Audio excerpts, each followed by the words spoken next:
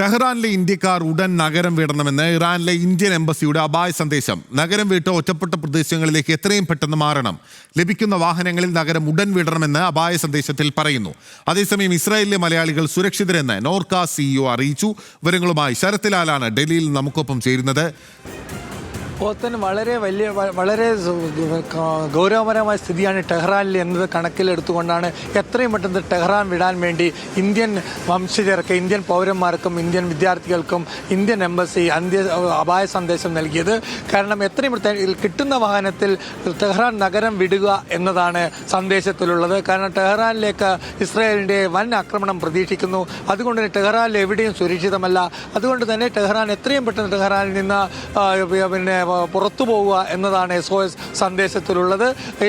ടെഹ്റാനിൽ ഇന്ത്യക്കാരായ 6000 പേർ ഇപ്പോഴും ഉണ്ട് എന്ന് തന്നെയാണ് ഇപ്പോൾ ഇന്ത്യൻ എംബസിയുടെ കണക്കൂട്ടൽ. ഇവർക്ക് വേണ്ടിയാണ് പ്രാദേശിക മാധ്യമങ്ങൾ കൂടിയും ഇറാൻ മാധ്യമങ്ങൾ കൂടിയും ഇത്തരമൊരു സന്ദേശം ഇന്ത്യൻ എംബസി നൽകിയിരിക്കുന്നത്. പോത്തൻ ഒപ്പം തന്നെ ഈ ഇസ്രായേലിൽ നിരവധി മലയാളികൾ ഉണ്ടല്ലോ ശരത്തിൽ. ഇറാനിലുള്ളതിനേക്കാൾ നിരവധി മലയാളികളുള്ള ഒരു സ്ഥലമാണ് ഇസ്രായേൽ. മലയാളികളൊപ്പം തന്നെ ഇന്ത്യക്കാരും വിവിധ ജോലികൾക്കായി അവിടെ എത്തിയിട്ടുള്ളത്. അപ്പോൾ അവരുടെ സ്ഥിതി എന്താണ്? ടെൽ-അവീവിൽ ഉൾപ്പെടെ നിരവധി ആളുകൾ, നഴ്സുമാരടക്കമുള്ള ആളുകൾ ഉണ്ടല്ലോ.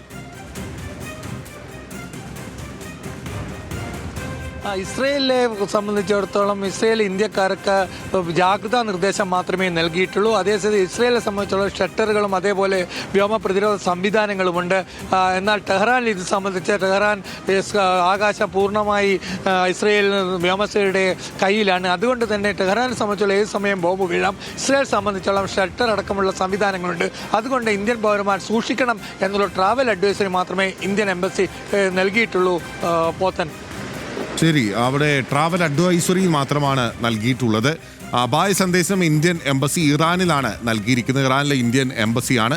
ഇന്ത്യ ഇൻ ഇറാൻ അവരുടെ അലേർട്ടിൽ പറയുന്നത് എത്രയും വേഗത്തിൽ ടെഹ്റാൻ നഗരം വിടണം എന്നുള്ളതാണ്. ഇന്ത്യക്കാർ നഗരം വിടണം എന്ന് പറയുന്നു.